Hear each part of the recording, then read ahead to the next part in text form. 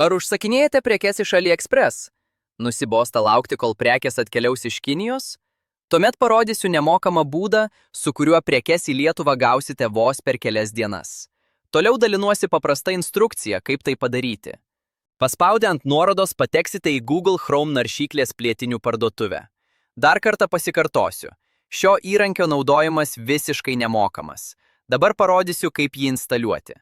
Spaudžiame ant mygtuko Add to Chrome ir patvirtiname diegimą. Už kelių sekundžių įrankis jau bus įdiegtas į jūsų naršyklę ir galėsite pradėti juo naudotis. Labai rekomenduoju spustelti ant prisegtuko, kad plėtinys visada būtų matomas naršyklės viršuje. Na ką, einame į AliExpress ir žiūrime, kaip visa tai veikia. Į paieškos laukelį įveskite tai, ko ieškote. Aš kaip pavyzdį pateiksiu ieškant vėjapjovių.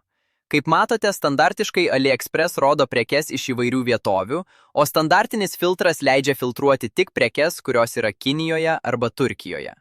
Jei norime gauti prekes greičiau, mums tai visiškai neaktualu.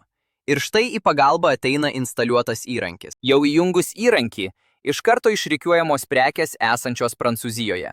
Norite siųstis iš arčiau? Prašom, išsirinkite šalį – Lenkija, Vokietija, Ispanija ar kitą. Taip gausite savo prekes daug greičiau nei siųsdamiesi iš Kinijos. Jei seniau gaudavai prekes kelių savaičių laikotarpyje, dabar prekes gausi vos kelių dienų bėgyje. Numatomą pristatymo laiką matysi prie kiekvienos prekės. Nepamirškite palikti teigiamo atsiliepimo. Gero naudojimo!